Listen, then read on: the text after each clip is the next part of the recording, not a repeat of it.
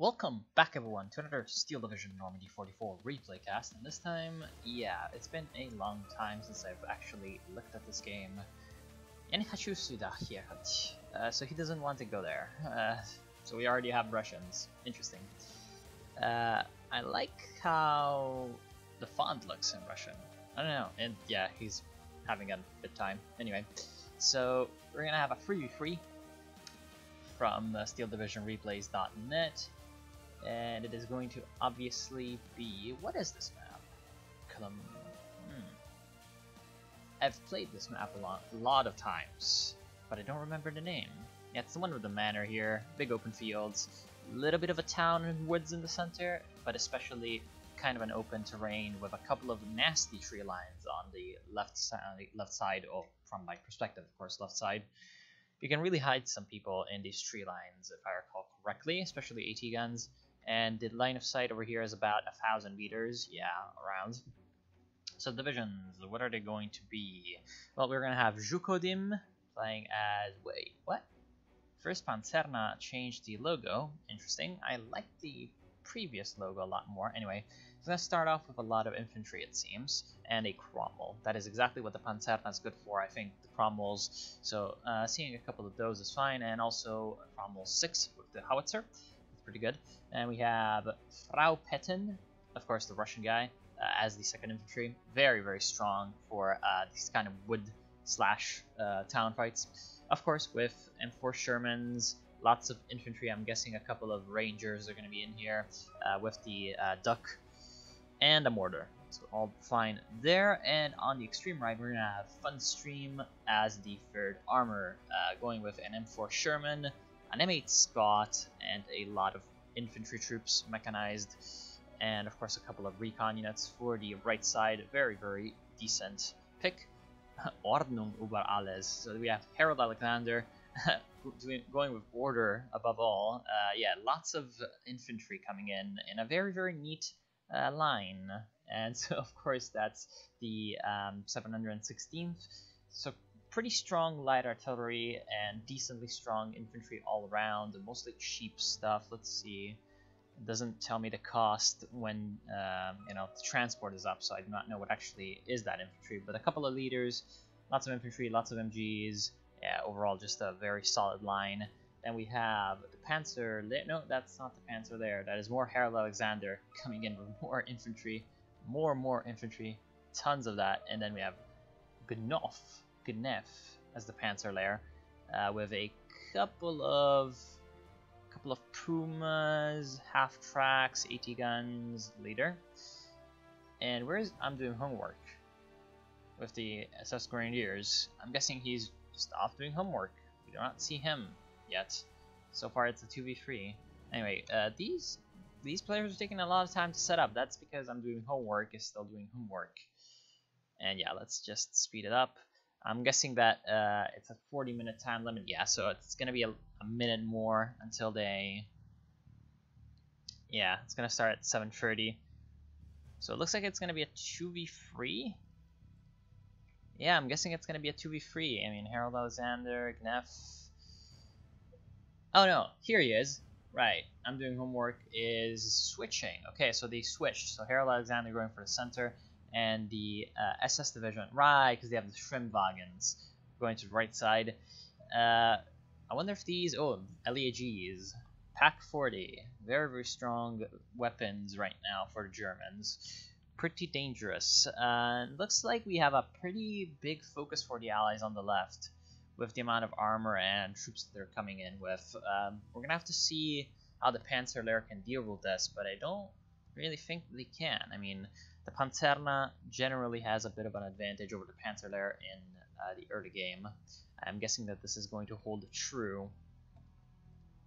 On the right, we have a couple of mortars going to start to set up, and first engagement we're going to have a LEAG and a pack firing at Funstream's vehicles and infantry.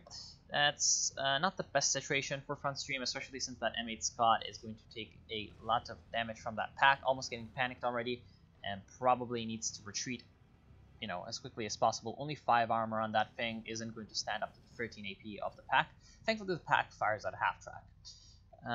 So overall, it looks like the left side is doing just fine. Some Strelcy, fucking Polish, some Strelcy fighting the Grenadiers. The Grenadiers are trying to get into this tree line. It will not be a good decision though. It will not make a lot of good things happen for them because there's just way too many Polish units on this side for this one Grenadier to deal with.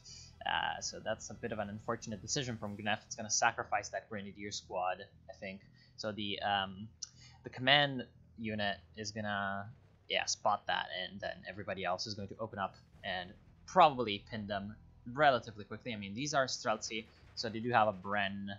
Unfortunately, it seems like the Panzer Grenadiers with their 2 MG42s managed to murder the commander and force him away.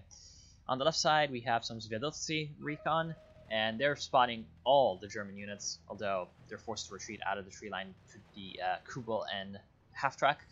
However, the half-track is forced to unload the Panzer Grenadiers in some pretty open terrain, and so the firing line of the Streltsy is going to just easily take that guy out. The only thing that's going for the Germans on this side is this 234 armored car.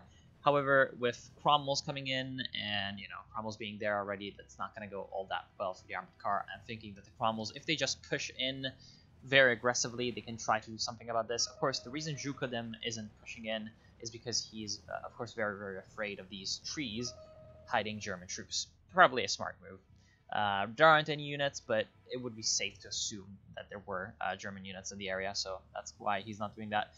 In the meantime, on the right, we have Funstream doing some, I guess, pushing attempts, but it's not really going all that well. I mean, his M8 Scots are getting panicked by the LEIGs, his infantry is not faring any better, and Sherman's, well, one Sherman, looks like it's firing on the pack, but the pack can reposition and get himself some shots on the Sherman, and then, continue to panic that. We have a mortar half-track being the only redeeming factor. Maybe that can deal some damage to the artillery and do some counter-artillery fire. Of course, the mortar half-track has a great advantage over these LEGs because it is not made up of very squishy people. It is an armored vehicle, so it's not going to just die to the shots of the LEGs, whereas the LEG crew most likely is going to not have any protection against the mortar rounds. I would like to see some smoke coming out of this mortar half-track, just to smoke up the AT gun and allow the vehicle force to push, because this vehicle force is quite decent. I mean, we have M4A1, M8 Scott, 2 M8 Scots, and then a couple of half-tracks to support. So they could definitely break through the side if they manage to get in close to the pack and take it out that way. Of course, with M8 Scots, that should not be too hard because they do quite a lot of damage to the pack. On the extreme right, there's just a little tiny bit of a recon war, not too much going on. And in the center, it looks like where most of the action is happening. So of course we have the 2nd Infantry from Frau Petten, and they're not faring all that well. It seems like I'm Doing Homework has a bit of a superior position going. He's got some Ostrupen holding the line pretty much all over, and yeah, that's thanks to Harold Alexander coming in. I'm like, no, the 17th SS does not have stormtroopers, or Ostrupen. They do have stormtroopers, however. I wonder if they're going to be calling in any. Do they have any? Not yet. Anyway, it seems like, yeah, there's some stormtroopers.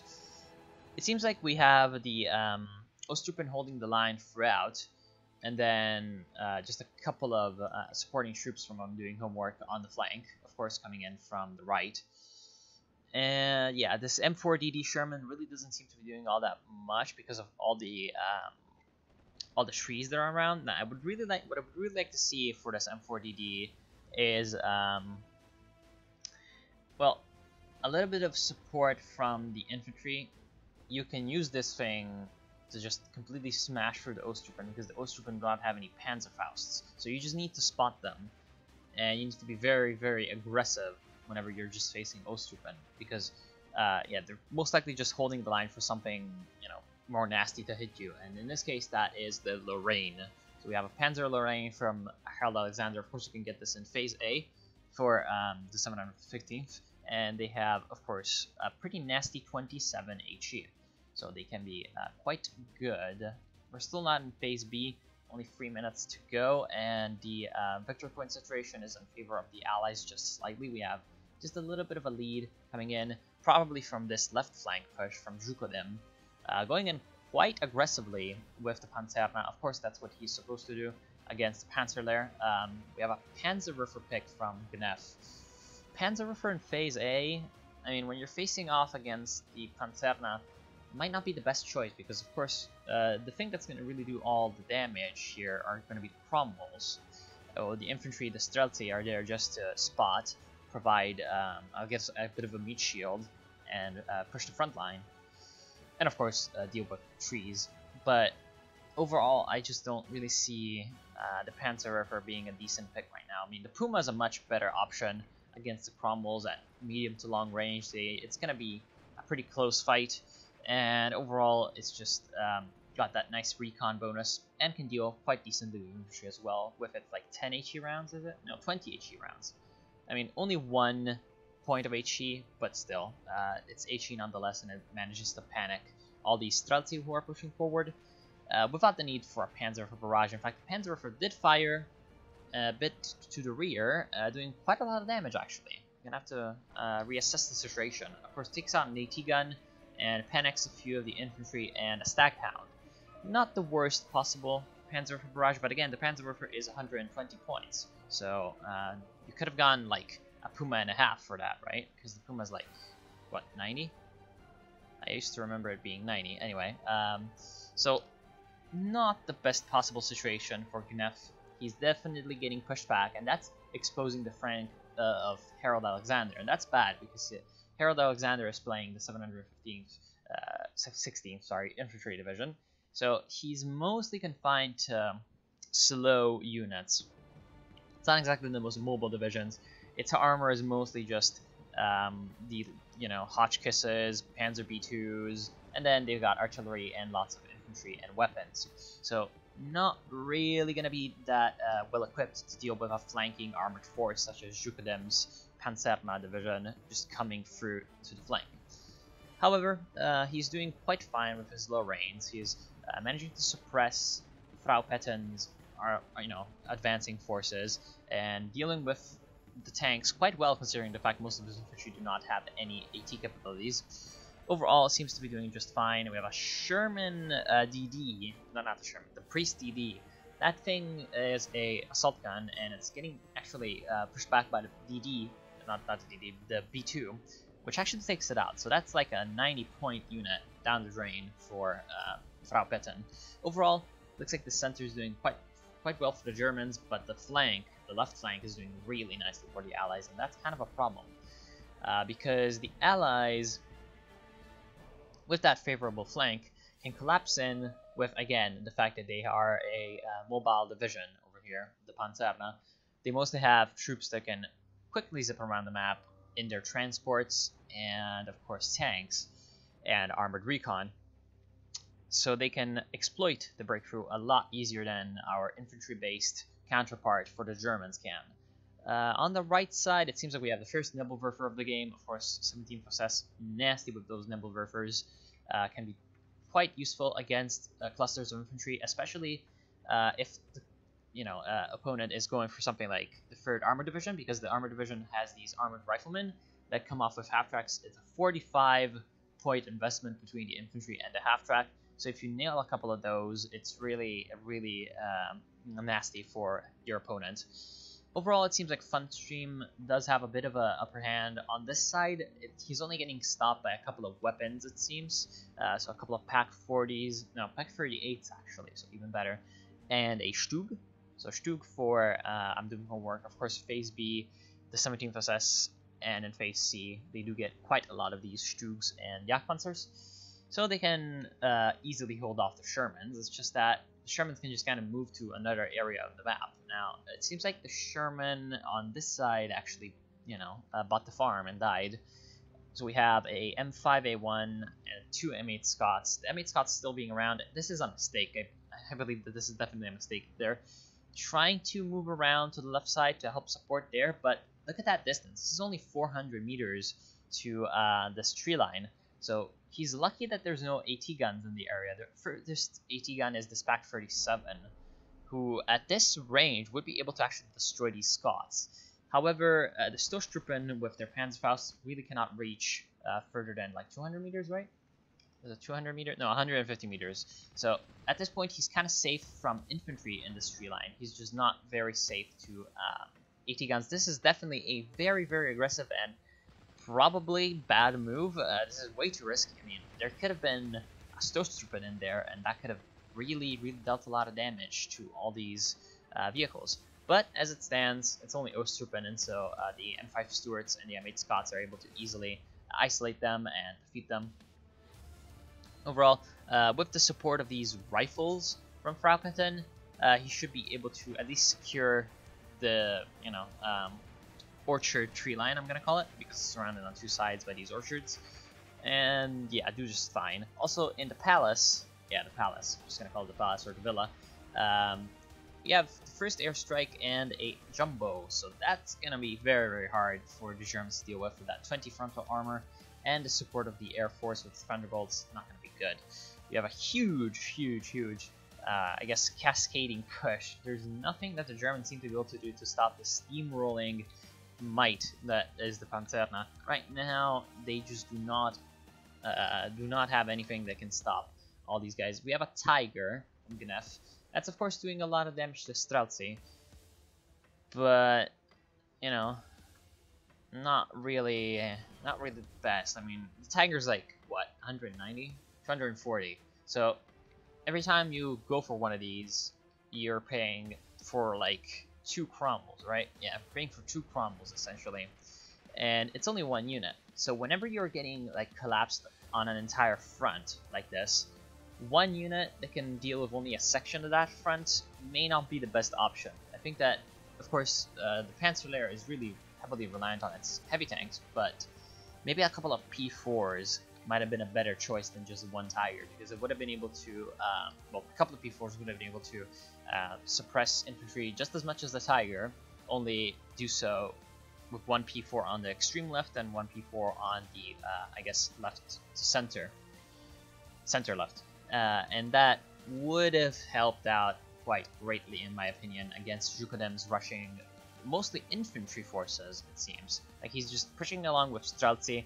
using the fact that the Panzerlehr really doesn't have enough forces throughout the map to counter all of this. And right now, Zhukodem is really exposing his flank to Harold Alexander. However, Harold Alexander has better things to worry about. Right now, he's getting kind of double teamed by Funstream and Frau. So right now, his mostly Ostruppen-based forces are really struggling against the vehicles from the Allies, it seems. And to do that, to counter the vehicles, he's brought in Henschel, probably a pretty good choice, although he has to be very, very afraid of Allied air forces as well. So he's brought in an escort fighter. I've never had too many good experiences with using fighters to escort bombers, because in my experience, they generally don't have the firepower to stop enemy fighters before they take down your bombers. Usually bombers are more expensive than fighters, so what you could just do is you could have a fighter bomber or a fighter just charge after the bomber and suicide it. Just kamikaze it into the bomber, it's gonna kill it, and then it's going to die to AA/enemy fighters, and it would still be worth it because you'd be trading up. But it seems like the Allies didn't have any planes ready, so we have, of course, an ace fighter coming in, Gabby, and that's going to fight the ME-109, although there doesn't seem to be any AA for the Germans anywhere, so this ME-109 is actually in trouble from the P-47, but the P-47 does not know that, so he comes back around, and the ME-109 is going to engage in a bit of a dance with the P-47. Overall, it seems like we have a Bofors on the right for Mr. Funstream, and a couple of tanks, in fact only the Jumbo. With the support of the more half-track and the Stuart, they're going to push up quite aggressively against I'm Doing Homework, and it seems like he should have done his homework on the 3rd Armored, because the Jumbo really, I mean, he should have been prepared for a Jumbo, right? This is like the main signature unit of the 3rd Armored that's really going to make the division work, because with that extra frontal armor, it can basically be a nice spearhead and push through enemy lines, not really caring too much about tank guns. So that's really in a otherwise armor division composed of mediocre tanks. it is a bit of a breath of fresh air, and of course very, very strong. Although we have a Pack 43 right now in the field that's gonna fire on the Jumbo and destroy it in the first shot. Very well played by Undoing Homework, hitting exactly the right unit he needed to counter that Jumbo. Only the Pack 43 and the Henschel right now on the German side would have been, I guess, reliable counters to the Jumbo, and even then, of course, Henschel is very, very vulnerable to enemy fighters. So we have that. Here comes a Thunderbolt with 10 light rockets. Let's see. Probably going to fire at infantry and destroy that MG. Pretty nice. A couple of Shugs on the right. Also going to be pushing back against Funstream. In the meantime, however, we have a nice reversal on the left side. We have the Streltsy from Zhukodem. Yeah, we're pushing up along with, of course, a lot of recon support. But the problem with Streltsy is that, again, they don't have any AT. So we have a nice concentration of half tracks, armored cars, and a little bit of tanks from Genève, managing to push them back. And so we, of course, also have a Command Panzer IV on the extreme left, pushing in very aggressively and recapturing a lot of territory. That, along with this Ostrupen squad that's managed to kind of, I guess, sneak into the left flank, we have a lot of forces from the Allies getting kind of cut off and isolated. And of course, that provides quite a lot of victory points back to the Germans, who were losing, of course, very, very hard, and managed to fall behind by 890 points. Now they're going to be in a little bit more of a fair position. And of course, the counterattack from the Panzerlehr seems to be quite devastating in knocking out a lot of the infantry from the Panzerna. But the Panzerna, of course, is an armored division. So Zhukodem, to counter this, is bringing in some Wolverines along with recon and planes. There goes a Me-109, that looks like. Yeah, most likely. Focke-Wulf 190 also in trouble. Going to be chased away by, what is that, a Hurricane? Yeah, Hurricane.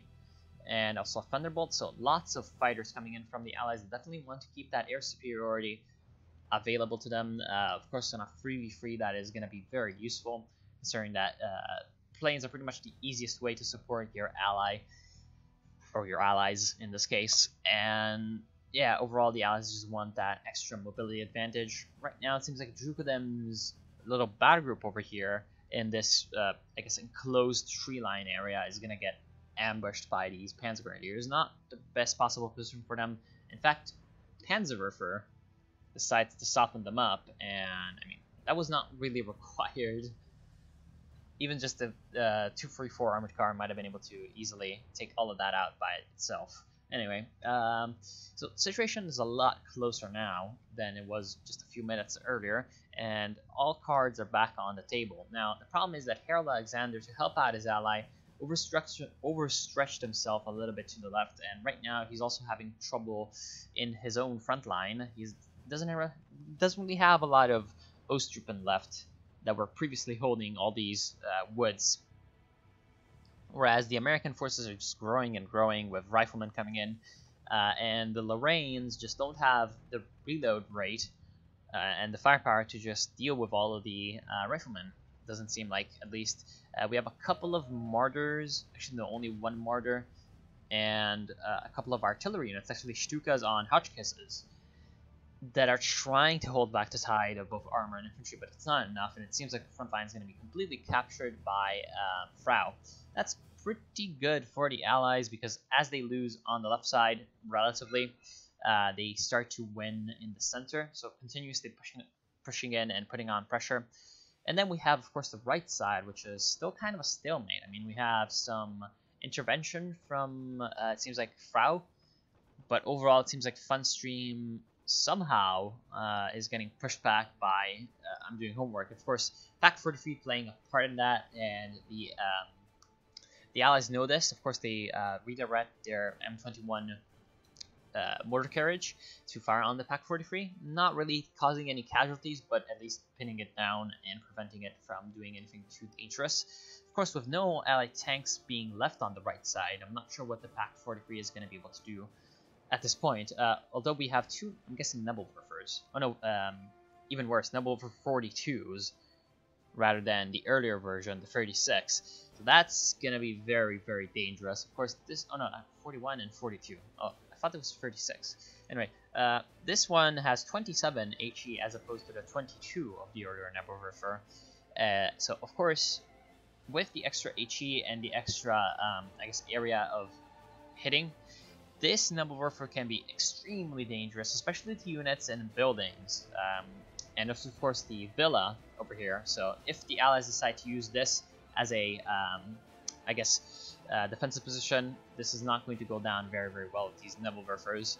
And the first barrage is actually quite devastating, pinning down all the infantry and allowing the Panzergrenadiers to push in, along with the support of this Panzer IV command vehicle, giving them some buffs. Yeah, this is going to be pretty nasty for the allies, and only it looks like this Command Sherman might be able to do something about this, although Command Sherman's going to have to deal with the Command Panzer IV. It's going to be a bit of a showdown over here. Of course, the Command Panzer IV does have a bit of an advantage when it comes to armor piercing on the gun, but the Sherman has slightly better armor. So it's going to have to be a bit of a surprise attack. Whoever gets the first shot, I'm guessing, is going to win, because he might have a chance to panic or just outright destroy the enemy earlier.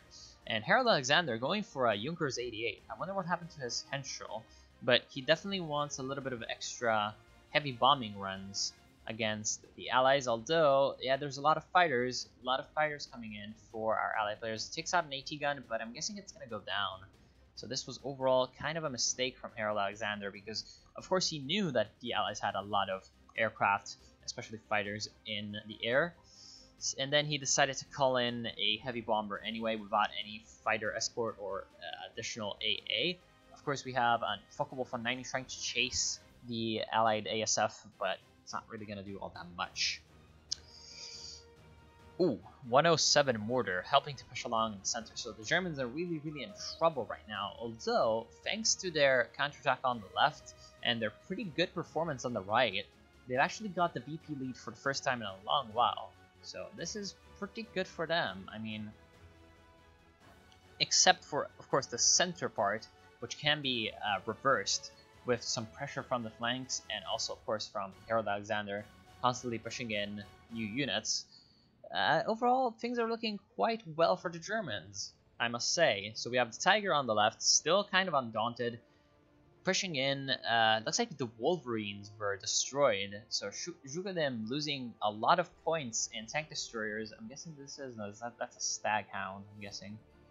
Where are the Wolverines? So one Wolverine over here in an open field, so I'm guessing, yeah, I'm starting to see what happened here. Another Wolverine in an open field. Looks like the Germans were able to use their superior long-range guns to good effect, although I also see the Command Panzer IV for Gnef has been destroyed. So at least the Wolverines didn't go down without a fight.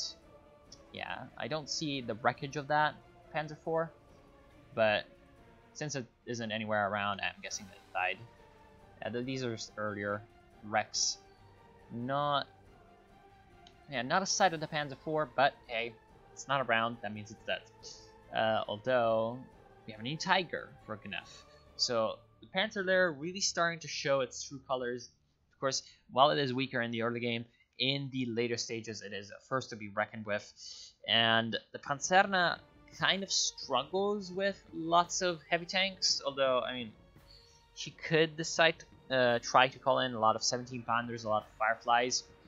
But at this point, it's not just that. Of course, we also have Panzergrenadiers and recon units pushing in along with the heavy tanks. So this is not all that good for Zhuge. He also had a lot of aircraft earlier on. I'm not sure what happened to them. I'm guessing they're just refueling and reloading. So the Allies still have air superiority, but this isn't really helping them out too much because, of course, the Germans just have more troops on the ground, and right now it seems like the Allied planes can't really do too much about that. In the center, which is where the Allies are doing a little bit better than usual, we have, interestingly enough, the infantry division, the 2nd Infantry, doing quite fine, and actually pushing back the 716th, but getting a little bit pinned down and slowed by the artillery, superior artillery that we have from Harold. Although it looks like a Lorraine went down and a Hotchkiss with the oh no, it's just hiding over here. So the Lorraine going down is actually a pretty good thing for the Allies. Unfortunately, it seems like they're in a pretty bad position when it comes to aircraft right now. Yeah, this P-47 might have been destroyed had that Focke-Wulf chased it down. It's kind of unfortunate, actually, for the Germans that they did not do that, and that still allows the Henschel to get in a bombing run, or I guess a strafing run, on the M4A1 Rhino. Of course, a little bit of an upper armored Sherman manages to withstand fire, but wow, there's an M10 tank destroyer right near. Did Harold Alexander just not see the tank destroyer, or did he not have line of sight, or did he just make a mistake? Because the M10 tank destroyer has much weaker armor than the Rhino. So, of course, the very high AP gun of the Henschel mostly just has problems when it comes to accuracy, but firing at lower armored vehicles, hey, it's probably a better idea anyway. Overall, it just gives you a little bit of a superior chance of actually hitting the enemy. And of course, the M10 tank destroyer is more dangerous than the Rhino, despite the fact that the Rhino is more expensive by 10 points. The M10 just has a better chance of dealing with your vehicles overall, and it's also got some anti-infantry firepower as well. Although, considering that Harold Alexander, of course, is playing a more infantry-focused army, I can see why he tried to go for the Rhino first. So left side, the Germans seem to be overextending themselves yet again, just like the Panzerna did earlier. Where's the Tiger? I'm guessing that the Tiger died, because I don't see the Tiger. In fact, I don't see the second Tiger either. Oh no, the second Tiger is over here on the extreme left. But the first Tiger died, I'm guessing for the 17-pounder. I don't see any big Tiger wrecks anywhere. But yeah, it most definitely isn't on the field anymore. So that's pretty bad for Gnef, because that's 240 points. And right now he's trying to bring in more AA with Gepards and actually defensive. Oh, that's Harold Alexander with a Martyr. So, and of course on 88. So Germans going very, very heavily on the defensive on the left side. Perhaps they should have done so earlier, because yeah, at this point it seems like the Panzernas are really going to be able to regain some ground over the Germans, which is something that they desperately kind of need, because right now the Germans are catching up when it comes to points, so they want that advantage to go back into their favor. And right now it seems like Funstream is once again on the offensive, suppressing the Stuke 4 with a couple of M4 Shermans, and this is going to be very, very bad for the Germans, although excellent concentrated barrage from the Nebelwerfers deletes the Allied infantry in the area. The problem with that is that, actually, second barrage does hit the Shermans and makes them panic. I was about to say the problem with that barrage was that it was targeted too heavily on the infantry in the, I guess, forward echelon, and not on the vehicles a little bit in the rear, because, of course, now the vehicles are just able to free fire on the rest of the German troops because they aren't scathed. Although, one of the Germans is panicked, in fact, the Jumbo is panicked. So, not the worst result from the Panzerwerfer barrage, or not Panzerwerfer, Nebelwerfer barrage, although it could have been better. And that also exposed the Nebelwerfers, and a couple of Thunderbolts come in. One of them destroys a supply truck, which is a better idea than I expected, and the other one destroys a normal 41 Nebelwerfer. And the reason why hitting the supply trucks against Nebels is a really good idea is because they only really have one salvo with the weapon. Of course, you can like fire half a salvo and then tell the guy to stop, tell the artillery piece to stop, and then conserve the ammunition for later use. But sometimes you just run out of ammo. And so, of course, targeting the supply trucks is actually a little bit like neutralizing the whole artillery piece for the time it's going to take the player to bring up another supply half-track or a supply truck. So that's kind of nice.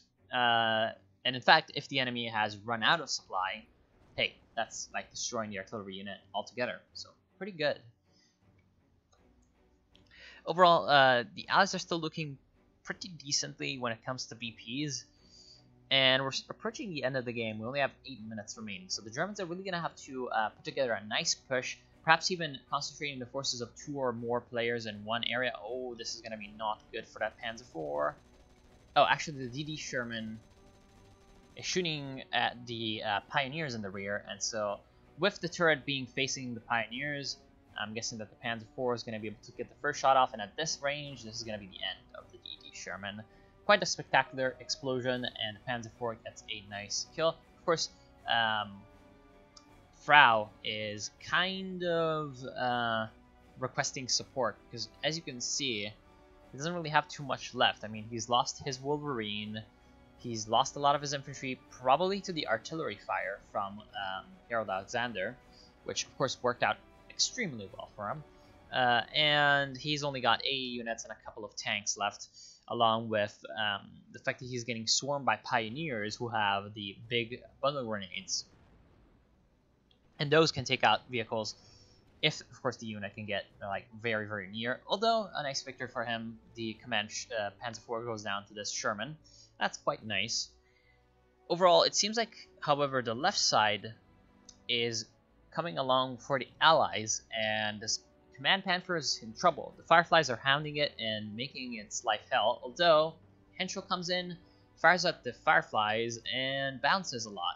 Of course, P-38 Lightning with the heavy bomb load comes in for the Flak 41, and at the same time, a Mustang is going to take out the Henschel. So with the pinning of the Flak, the Allied fighters have a free reign to take down the Henschel, and this is not going to be that good.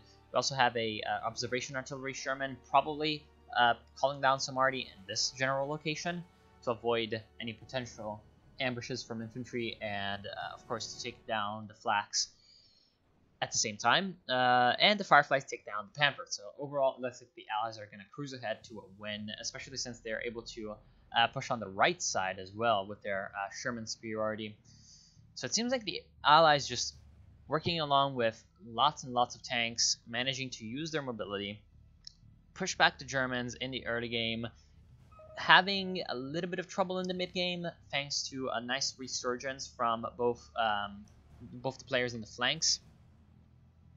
But with Harold Alexander just kind of holding the center throughout the game, despite all the things that were thrown at him, all the airstrikes, all the artillery, and of course the pressure from the 2nd Infantry Division player, the Germans were able to just keep the center held, but then the Allies on the flanks came back with a vengeance and managed to overrun what remained of the German forces that were pushing against them. So it was a bit of a game of overextensions. Like, we had the Allies overextending at the start and then getting punished for that, and then the Germans overextended in return and got punished for that. So overall, quite nice. Although the game is not over yet, we still have 6 minutes. Anything could happen, and the Axis are actually in a lead when it comes to points. So unless the Panzerna push on the left side succeeds, the Axis actually have a pretty decent shot of winning this game, because Harold Alexander is actually pushing along quite nicely in the center and securing a lot of territory for the Axis forces.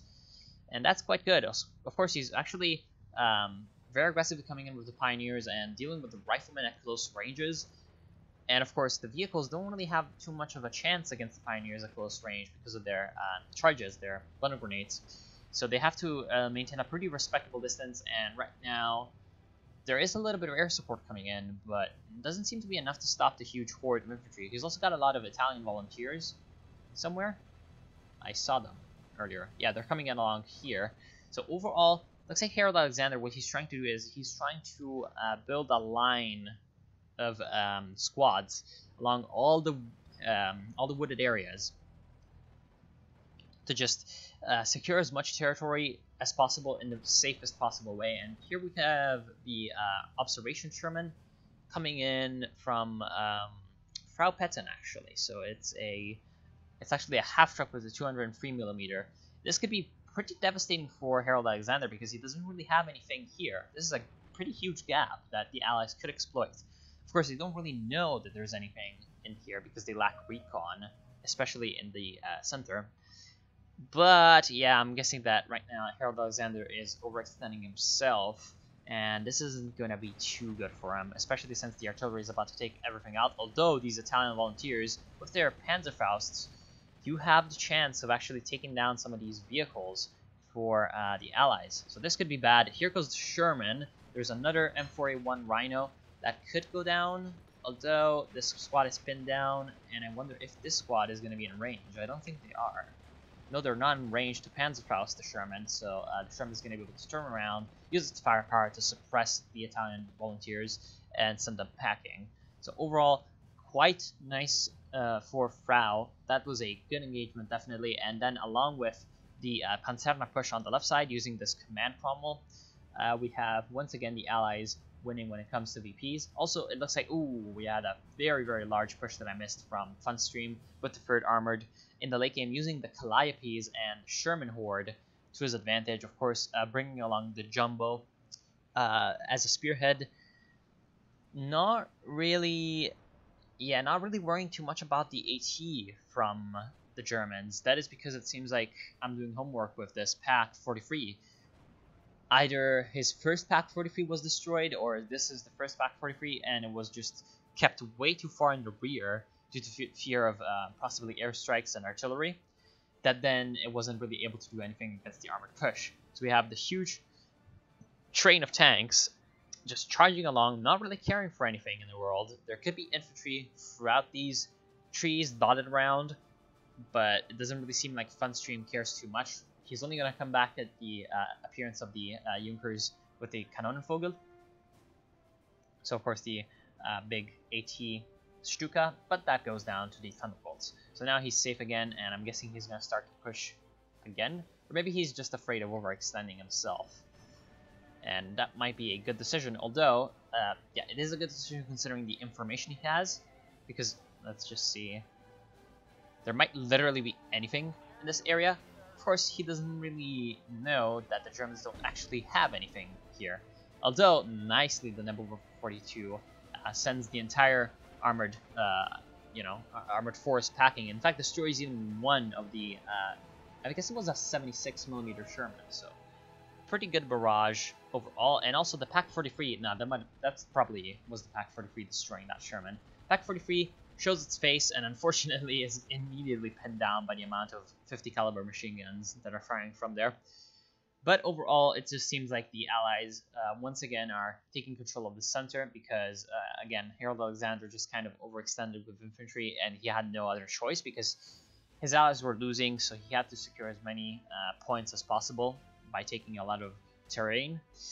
And so he just had to push his infantry line forward, and then he was exposed and couldn't hold it together. Then on the left side we had, of course, the Panzerna doing really nicely in dealing with the Panzerlehr in the late game. That was unexpected.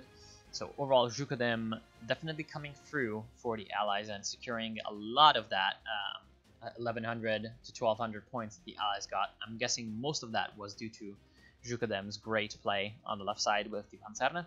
And then on the right, it just seems like in the late game, the armored train from the 3rd Armor didn't really have a lot of counters from the 17th SS. I'm guessing that this is partially because he overinvested in terms of artillery. I mean, he went for like 4 Nebelwerfers, which isn't a small investment at all. In fact, he's going for another one. Yep. Overall, a little bit too many artillery pieces, not enough Stugs, I think. I think a couple more Stugs could have definitely helped out for him. And overall, that's going to be the end of the game. So I want to thank y'all for watching. I hope you've enjoyed. Sorry if I was a little bit rusty in Steel Division. Of course, this is kind of the first time. And actually, looks like most of the kills went to Zhukadem, but only a close second was Funstream with a pretty respectable 4,567 points of kills. So he's definitely done quite well. And yeah, that's gonna be it. I want to thank y'all for watching. I hope you enjoyed, and I'll see you soon.